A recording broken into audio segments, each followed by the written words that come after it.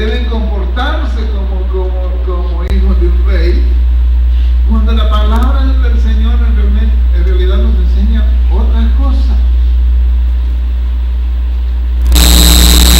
Hay hermanos o hay congregaciones, hay pastores que, siendo un poco más espirituales, consideran que la vida cristiana consiste en asistir fielmente a la congregación, reunirse con los hermanos, compartir, dar ofrendas, dar los diezmos, leer la palabra, orar.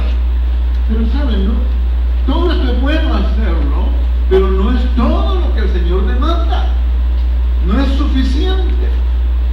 Es importante, hermanos, que nosotros entendamos que es bueno congregarse. La palabra manda que no debemos dejar de congregarnos. La palabra manda que debemos escudriñar las Escrituras. La palabra manda que debemos orar. Pero es necesario que ese conocimiento que obtenemos lo llevemos a nuestra vida diaria, a nuestra vida práctica, que lo hagamos realidad en nuestras vidas y que el mundo pueda ver en nosotros esa vida cristiana que refleja a Cristo.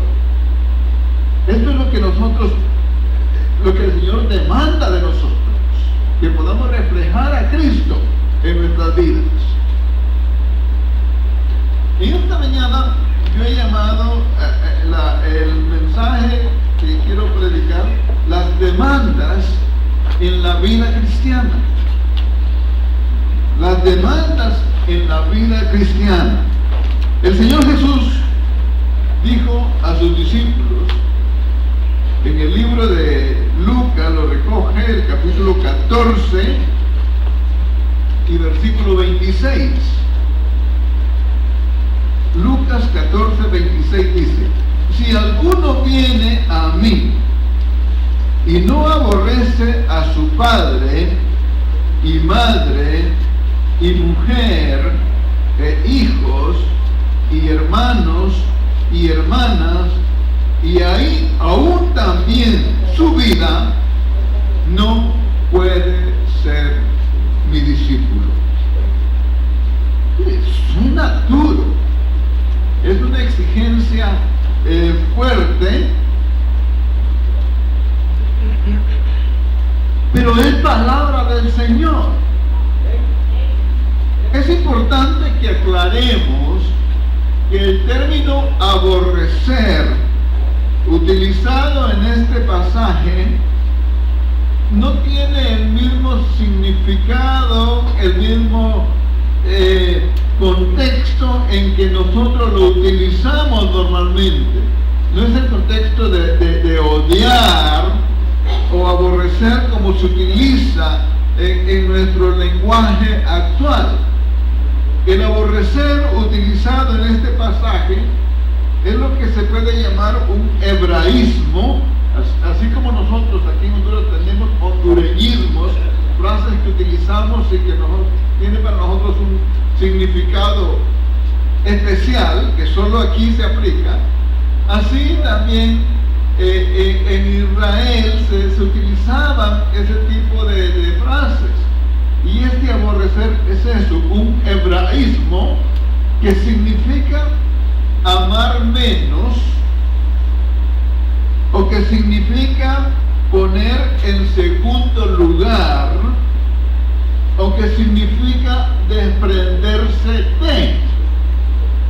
Entonces lo que el Señor les estaba diciendo, que ninguno que ame más que a Dios, que amen a sus padres más que a Dios, que a sus hijos más que a Dios, a su familia más que a Dios, no es digno de Él. Yo creo que así lo podemos comprender y lo podemos entender mejor, ¿verdad? ¿Qué es lo que quería decir el Señor Jesucristo? Pero aún así, no es fácil hacerlo. Nosotros, lo natural es que realmente tenemos un gran amor por nuestra familia, por nuestros hijos, por nuestros padres.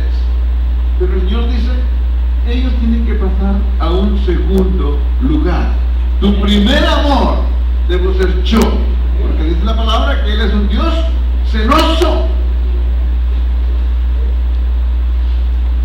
Sigue diciendo en el mismo pasaje,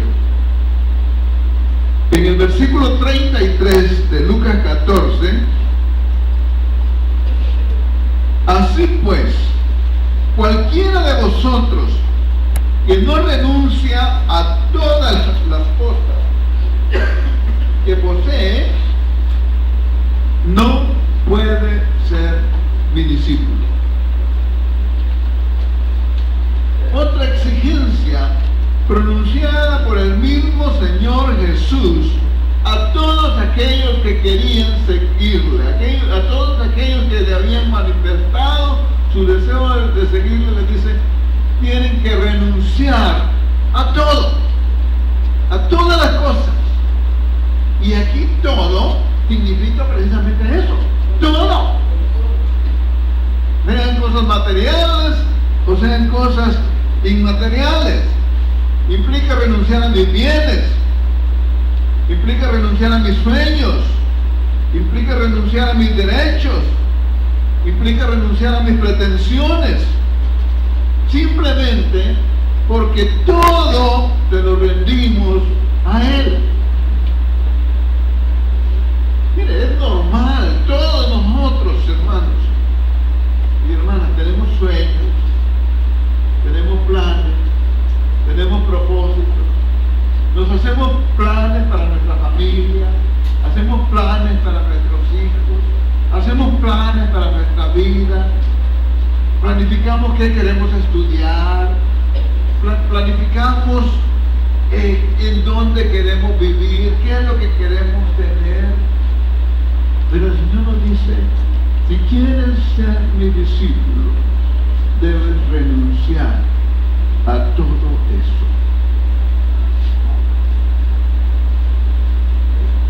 ¿Y qué implica esto? No es que nos vamos a desprender inmediatamente de todo, no, el Señor no está diciendo eso, pero sí nos está diciendo, todos tus planes, todos tus propósitos, todos tus bienes, todo lo que tú tienes, debes traerlo y ponerlo a mis pies para que yo pueda disponer qué es lo que yo quiero de tu vida. Tus propósitos van a pasar a un segundo plano y lo principal van a ser mis propósitos para tu vida. Si tú quieres ser mi discípulo, ya no interesa tanto qué es lo que tú querías hacer de tu vida, sino lo que yo quiero hacer de tu vida de ahora en adelante. Entonces por eso le dice el Señor, si no renuncian a todo eso que ustedes habían planificado, si ustedes no renuncian a todo eso que querían hacer, no pueden ser mis discípulos, porque no podemos servir a dos señores. No podemos estar tratando de agradarnos a nosotros mismos y agradar al Señor al mismo tiempo, porque sus planes y sus propósitos son diferentes a los nuestros.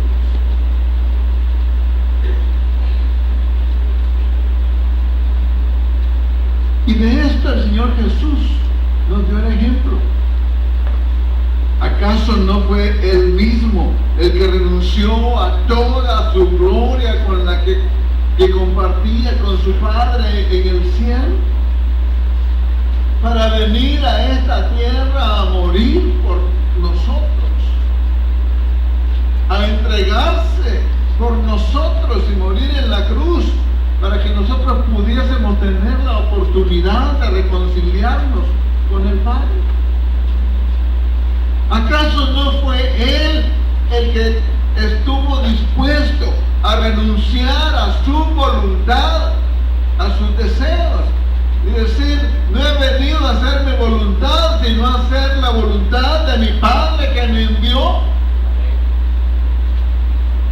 Aunque Él sabía perfectamente que hacer esa voluntad implicaba morir en la cruz, Él estuvo dispuesto a renunciar a su voluntad y aceptar la voluntad del Padre que le había enviado. Él nos dio el ejemplo todo para poder obedecer al Padre. El Señor Jesús también les dice en Lucas capítulo 9, Lucas capítulo 9 y versículo 23. Lucas 9, 23. Dice la palabra: y decía a todos, si alguno quiere venir en pos de mí, niéguese a sí mismo y tome su cruz cada día y sígame. El negarse a sí mismo implica un desprendimiento total del yo, de todos los deseos, de todos los anhelos, es despojarse de todo aquello que era importante y valioso para cada uno de nosotros y estar dispuesto a dejarlo todo.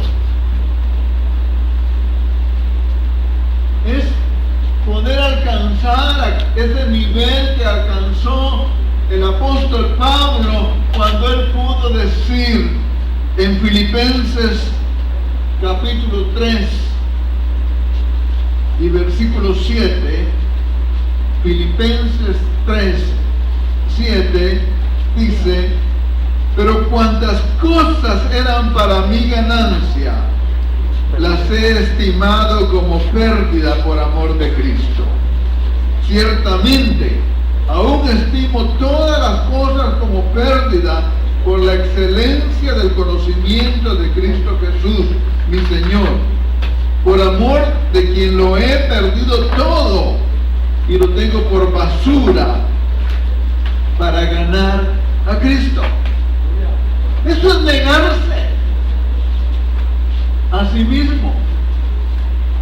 Pablo tenía muchas cosas de que sentirse orgulloso.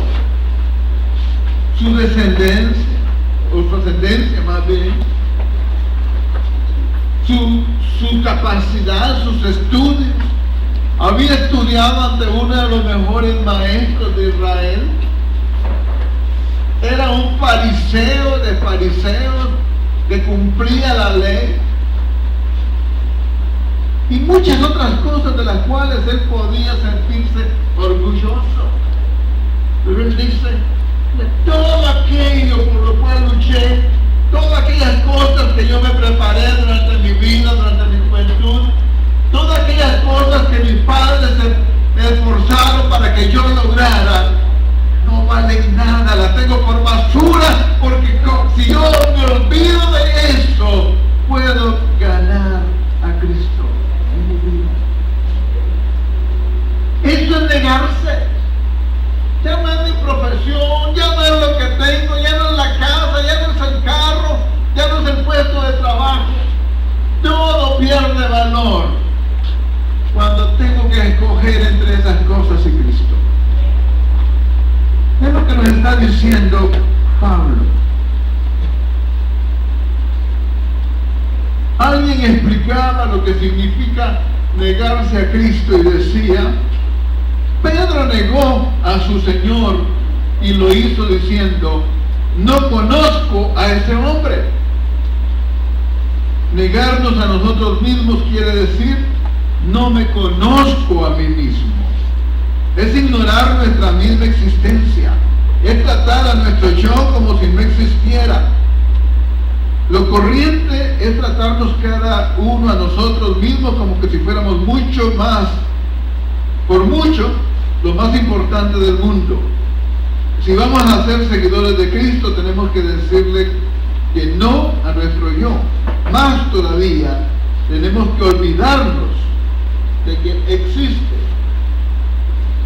Esto es negarnos. Eso es negarse a nosotros mismos.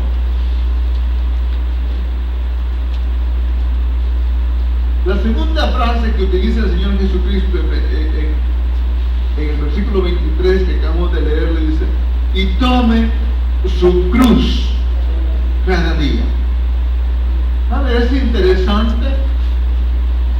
Los demás evangelistas, en los otros evangelios, aparece únicamente toma tu cruz, toma tu cruz. Pero Lucas le agrega, toma tu cruz cada día.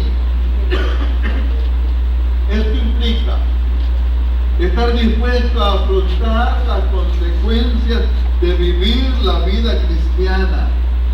Esto puede implicar padecer persecución, puede implicar sufrir escasez, puede implicar ser incomprendido, puede implicar ser menospreciado, puede implicar desvelos y preocupaciones, puede implicar sufrimientos en diferentes áreas de tu vida. Esa es la vida cristiana, o ese es el ser discípulo que habla la palabra. Mira, ahora muchos quieren ser ministros, quieren ser siervos, pero es porque ven a muchos pastores que andan con todas las comodidades, que andan con carros del último año, que andan con un buen reloj, que andan con buenos trajes, que andan con... El querer ser así es fácil, pero cuando vemos la vida de Jesús y querer seguir a Jesús, es algo diferente. Porque el Señor Jesús les continúa diciendo, toma tu cruz cada día y sígueme. Y el seguirle implica hacer lo que Él hizo. El seguir a Jesús implica actuar como Él actuaba. Implica amar como Él nos amó. Implica pensar como Él pensaba, ser compasivo como Él es compasivo. El seguir a Jesús implica en este tiempo que Él ya no está físicamente aquí en la tierra, implica ser sus pies para ir donde Él quiere que nosotros vayamos, ser sus ojos para poder ver lo que Él quiere que nosotros veamos, ser sus labios, su boca para poder decir lo que Él quiere que nosotros digamos. Implica ser sus oídos para escuchar lo que Él quiere que nosotros escuchemos. Ser sus manos para hacer lo que Él quiere que nosotros hagamos. Seguir a Jesús implica experimentar y sufrir lo mismo que Él sufrió por su contemporáneo. Y es que la vida cristiana es así, hermano. Si usted piensa en la vida cristiana, en algo cómodo, usted tiene que adaptarse a las condiciones del mundo. Si usted quiere vivir una vida cristiana fácil, usted tiene que seguir la corriente. Pero la vida cristiana que el Señor demanda no es eso. El Señor demanda que debemos ser luz en medio de las tinieblas. El Señor demanda de que debemos ser sal de la tierra. El Señor demanda que nosotros debemos señalar el pecado, ser una contracorriente. Y cuando usted está en contra de los demás o señala a los demás que están equivocados, su situación no va a ser fácil. Se van a señalar, van a estar en contra de usted. Pero esto es lo que demanda el Señor Jesús. Ahora, si esto es lo que demanda el Señor conforme a las Escrituras, conforme a la palabra, porque lo que hemos hecho es estudiar la palabra, entonces, ¿dónde están o en qué se fundamentan aquellos que pregonan la teología de la prosperidad, o que pregonan o enseñan la teología del reino ahora?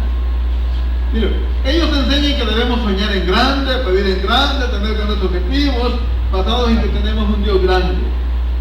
Pero el Señor Jesús nos enseña que debemos renunciar a todos nuestros sueños, a nuestras posesiones, a todo lo que tenemos y hacer la voluntad de nuestro Padre Celestial.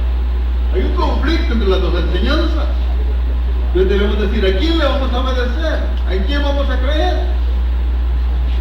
¿Vamos a creer en la palabra o vamos a creer en lo que nos enseñan ellos?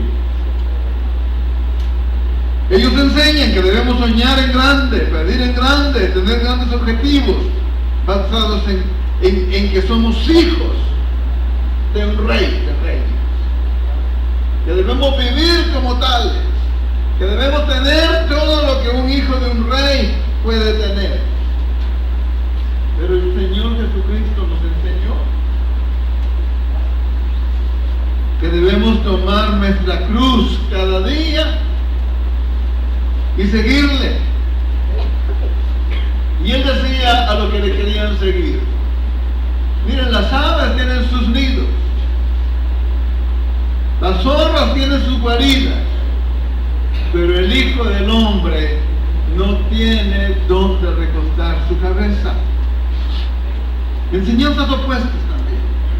Uno nos dice: vive como un hijo del rey, ten lo mejor, busca lo mejor, te lo mereces. Pero el Señor nos dice: toma tu cruz cada día y sígueme. Ellos enseñan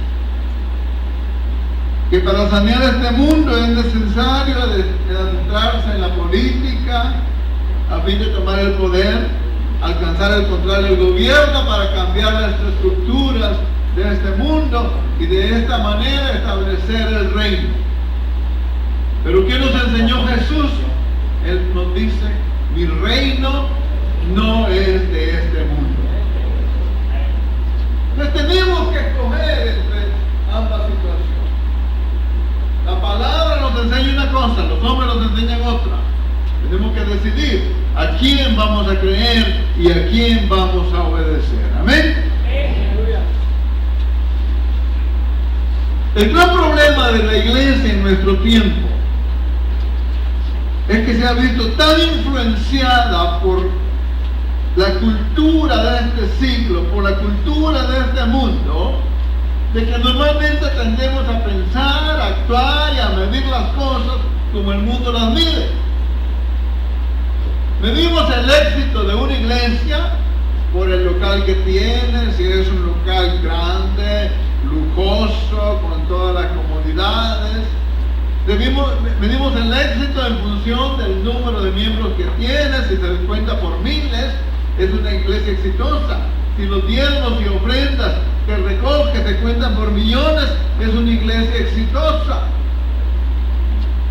Medimos el éxito de un pastorado, de un liderazgo, en función de que es el pastorado, liderazgo, los miembros de esta congregación tienen. Si tienen mucho, decimos que son exitosos. Si tienen poco, decimos que no han alcanzado el éxito. Medimos en función de las cosas materiales, pero el Señor no mide las cosas. Mire, esa forma de pensar, esa forma de actuar provoca de que muchos hombres, siervos de Dios, humildes y sinceros, se sientan que no han alcanzado sus metas, que no han alcanzado sus propósitos y que han fracasado porque no tienen lo mismo que estos otros tienen. Y dicen: pero ¿qué es lo que estoy haciendo mal? ¿Qué es lo que está ocurriendo con mi ministerio? ¿Por qué otros tienen mucho y yo no tengo nada? ¿Por qué la iglesia de ellos se llena y en la congregación donde yo predico siempre somos unos pocos? Y se empieza a preguntar posiblemente: ¿qué estoy haciendo mal? ¿Será que estoy mal yo? Pero el Señor no lo ve así. Miren, los mismos miembros muchas veces se sienten mal. Y hay quienes se cambian de iglesia porque dicen: no, es que esta iglesia no crece. Mejor me voy a ir a aquella porque allá sí. Allá los hermanos prosperan, allá todos tienen esto, tienen lo otro. Pero el Señor no ve las cosas de la misma manera. Mira, el Señor Jesucristo nunca demandó de sus discípulos ni de aquellos que querían seguirle que debían ser exitosos. El Señor Jesucristo nunca demandó de sus discípulos ni de los que le seguían que debían tener o construir grandes templos. Más bien, en una oportunidad, Él estaba con sus discípulos y venían saliendo del templo. Sus discípulos se acercan y le dicen, pueden encontrarle en Mateo 13, en Marcos 13, versículo 1. Marcos Marcos 13, versículo 1. Y le dice, al salir Jesús del templo, le dijo a uno de sus discípulos: Maestro, mira qué piedras y qué edificios. Porque realmente al ver el templo era algo maravilloso, era algo grandioso. Y los discípulos estaban admirados de verlo, ¿verdad? Y le dicen: mira qué piedras, mira qué construcción, mira cuánto lujo, qué belleza. ¿Y qué le contestó el Señor Jesucristo? Le dice, y Jesús respondiendo le dijo: ¿ves estos grandes edificios? No quedará piedra sobre piedra que no sea derribada. Las cosas materiales no tienen importancia. Esas cosas materiales, esas cosas que los hombres buscan, esas cosas de las que los hombres se enorgullecen, no tienen importancia realmente. Hemos confundido las prioridades. Nos hemos olvidado de las cosas que son verdaderamente importantes. El Señor Jesús nos demanda que seamos luz del mundo. El Señor Jesús nos demanda que brillemos en medio de las tinieblas. Él nos demanda que seamos sal de la tierra. Él nos demanda que amemos a nuestros enemigos. Él decía: oíste que fue dicho, refiriéndose a la ley. Pero él les decía: pero yo os digo. Y normalmente exigía más. Porque la ley decía que debíamos amar a nuestro prójimo, que debíamos amar a nuestros padres, que debíamos amar a los que nos amaban. Pero él dice: ¿qué tiene de más amar al que te ama o hacerle un bien al que te hace un bien? Lo que yo te mando es que debes amar al que te odia, a tu enemigo, al que te hace un mal, al que te afrenta. Él nos demanda que nos amemos unos a otros. Nos demanda que obedezcamos y que honremos a nuestros padres. Nos demanda que amemos a nuestras esposas o a nuestros esposos, en el caso de las mujeres. Él nos demanda que aprendamos a crear a nuestros hijos en disciplina, que los disciplinemos y que les enseñemos, que seamos ejemplo para ellos.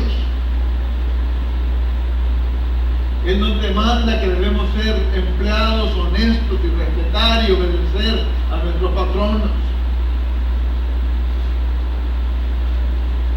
Él demanda de nosotros, lo que Él espera de cada uno de nosotros que somos sus discípulos, es que seamos algo diferente, que hagamos la diferencia en el mundo, que el mundo pueda ver en nosotros algo que no ve normalmente, que seamos una contracorriente. Él demanda de nosotros que podamos hacer la diferencia en este mundo. Eso es lo que Él quiere, eso es lo que Él espera. Él se refiere a sus demandas, a cosas prácticas, cosas que se ven en la vida diaria, cosas que podemos experimentar. Lo que el mundo puede ver en nosotros, cómo nos comportamos, cómo actuamos, qué tipo de vecinos somos, qué tipo de empleados somos. Él demanda que nuestra vida pueda reflejar en la práctica lo que las Escrituras establecen. Porque como lo decía al principio, no basta con tener el conocimiento, no basta con estudiar todos los días la palabra y llenarnos la cabeza y la mente de conocimiento. Podemos saber de memoria la palabra, pero si no la vivimos, de nada nos sirve. De nada nos sirve. El conocimiento es bueno, pero debemos llevarlo a la práctica en nuestra vida.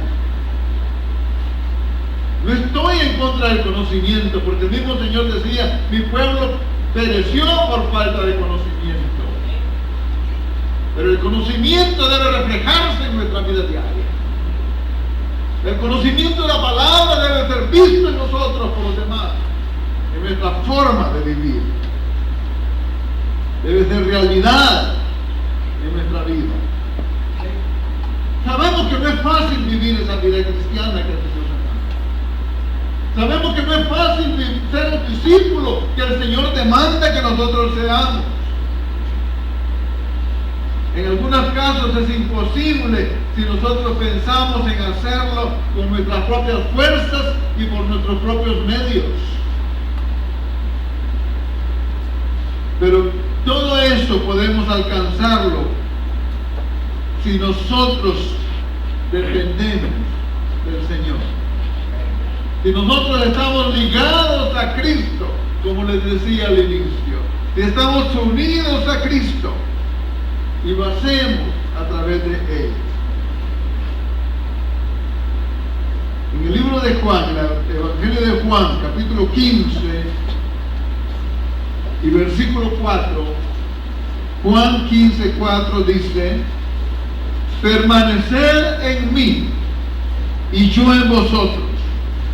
Como el pámpano no puede llevar fruto por sí mismo si no permanece en la vid, así tampoco vosotros si no permanecéis en mí. Yo soy la vid, vosotros los pámpanos. El que permanece en mí y yo en él, este lleva mucho fruto, porque sin mí nada podéis hacer. Sin mí nada podéis hacer, dice el Señor Jesús.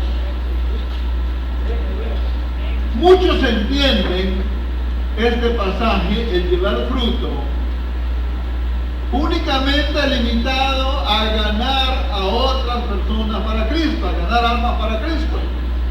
Pero en realidad el pasaje se está ahí refiriendo a algo mucho más amplio. Cuando en el pasaje se habla de llevar fruto, está hablando de permitir que la vida de Cristo se refleje en nosotros. Eso es lo que está hablando. Y es natural que así sea. La rama refleja la vida del árbol. Tiene la misma naturaleza del árbol. La misma savia que circula en el tronco, circula en las ramas. Si se hace un examen de la rama, de cómo está compuesta, vamos a ver que es la misma naturaleza del tronco, de la vid, o en cualquier árbol que nosotros tomemos. Entonces, cuando hablamos de que Jesucristo es la vid y nosotros somos las ramas y que podemos llevar fruto, se está refiriendo precisamente a eso, de que tenemos que tener la misma naturaleza de Cristo. Y llevar fruto es reflejar a Cristo en nuestras vidas. Llevar mucho fruto significa que cada día nuestra imagen va a menguar lo natural, pero va a crecer Cristo en nosotros. El mundo ya va a ver menos a cada uno de nosotros y va a ver más a Cristo en nosotros. Y esa es la función del cristiano, esa es la función del verdadero discípulo, que el mundo pueda ver a Cristo reflejado en cada uno de nosotros. Eso es lo que el mundo espera. Jesucristo oraba al Padre cuando oraba por sus discípulos y les decía que sean uno, como yo y el Padre somos uno. ¿Y cuál era la razón de esa oración? Para que el mundo crea. Para que el mundo pueda creer, ustedes tienen que ser uno.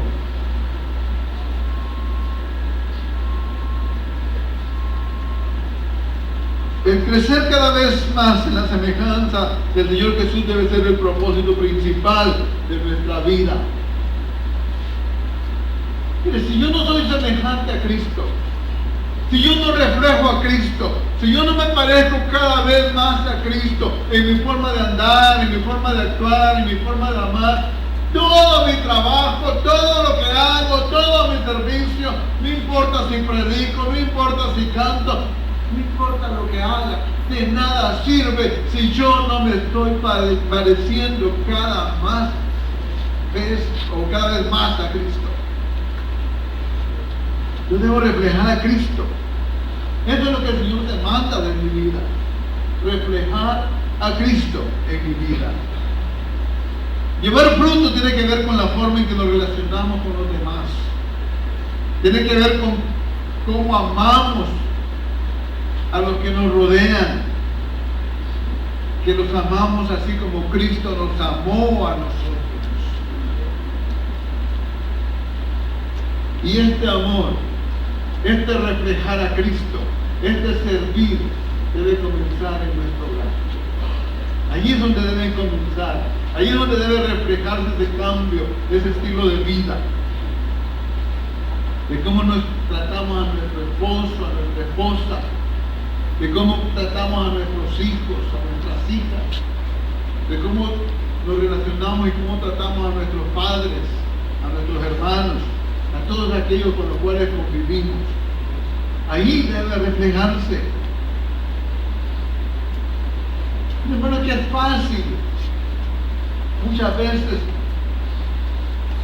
venimos a la iglesia y aquí tenemos un comportamiento ejemplar. Pero cuando llega a la casa esto es totalmente diferente. Le grita a su esposo, le grita a su esposa, le grita a sus hijos, se pelea con los vecinos. No es nada parecido a lo que refleja aquí. A veces somos uno en el trabajo, pero somos otro en nuestro hogar. Lamentablemente es en nuestro hogar donde casi siempre reflejamos lo que verdaderamente somos. Porque no podemos fingir todo el tiempo. Es en nuestro hogar donde debe comenzar esa vida cristiana que el Señor demanda. Es como nos comportamos con los nuestros. ¿Saben? Muchos hijos de pastores se pierden. Muchos hijos de pastores no quieren saber nada de la iglesia ya cuando están grandes. Posiblemente porque ellos miraban a sus padres cuando estaban en la iglesia ahí todos santitos, pero cuando estaban en el hogar eran unos diferentes. No podemos ser así, hermano. Tenemos que cambiar, tenemos que rectificar, tenemos que arrepentirnos. De nada sirve que yo reparta tratados en la calle, que yo evangelice, que yo vaya en los buses testificando. Si en mi casa soy yo algo diferente. Debo comenzar en mi casa. Debo comenzar en mi hogar. A ser diferente. ¿Qué piensan tus hijos de ti? Realmente ellos te tienen como alguien a quien imitar, a quien seguir. ¿Quieren tus hijos realmente ser siervos del Señor porque ven tu vida? Y ellos dicen, yo quiero ser como mi padre, yo quiero ser como mi madre. Que sirva al Señor. O realmente estamos siendo piedra de tropiezo para ellos.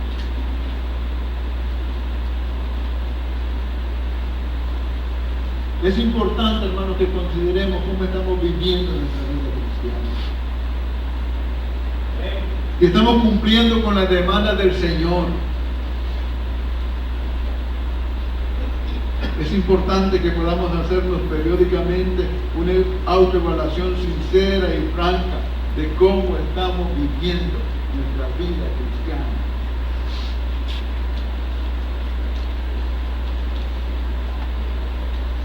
Yo quiero que meditemos en esto, que pensemos en esto, que nos analicemos y que veamos qué estoy haciendo, cómo estoy viviendo realmente mi vida cristiana.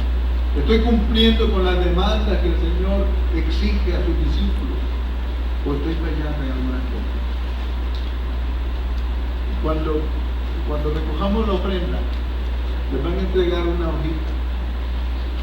Es un test, son 20 frases, 20 preguntas preguntas que hay. Es algo aquí lo que le va a enseñar. Cada una está representada con versículos bíblicos. Yo creo que cuando llegue a su casa, usted lea cuidadosamente esa hojita y la llene, la conteste. Hay 10 casillas,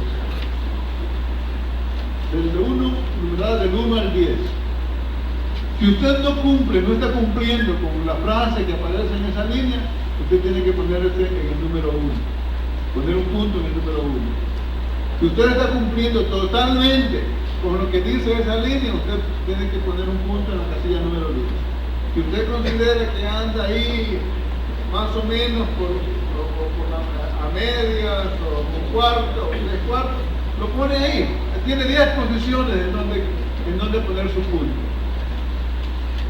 Cuando los haya llenado todas las casillas, las 20 líneas, va a tomar cada punto y lo va a unir, uno por uno. Digamos, sacó 5 en la primera, 7 en la segunda, 4 en la tercera, se va uniendo los puntos. Y guarde esa hojita.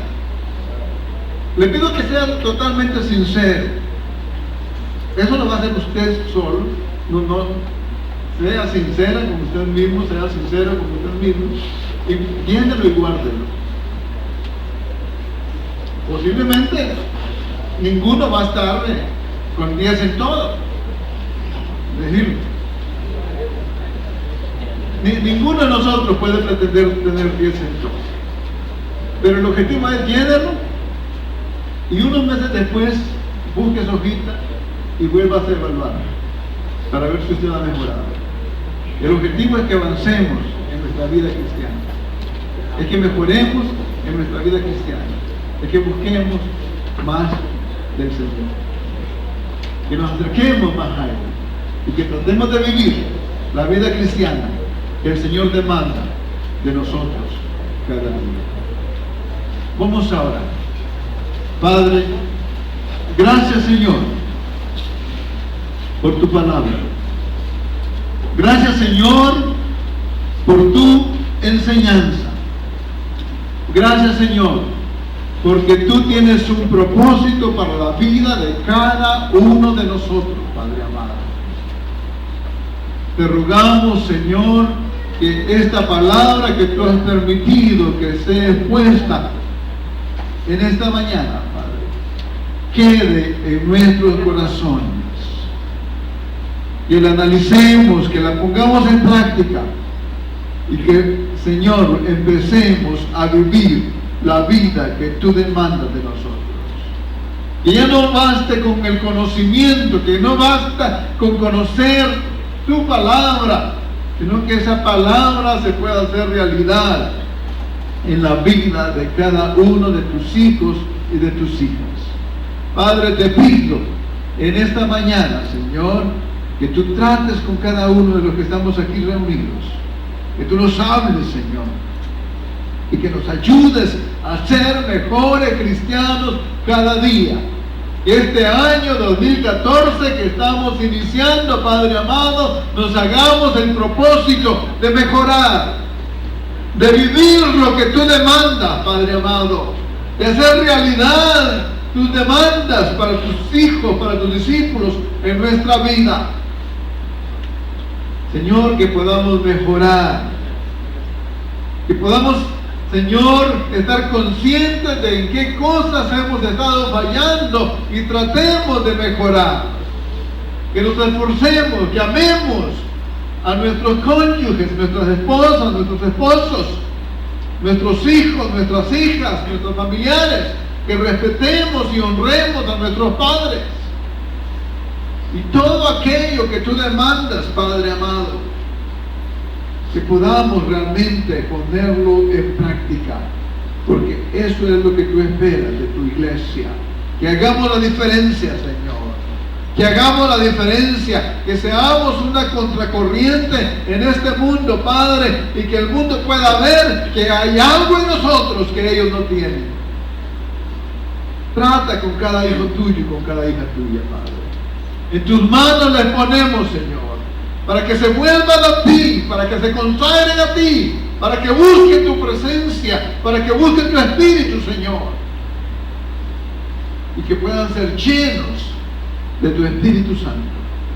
Lo pedimos en el nombre de Cristo Jesús, tu Hijo amado. Amén y amén. Que el Señor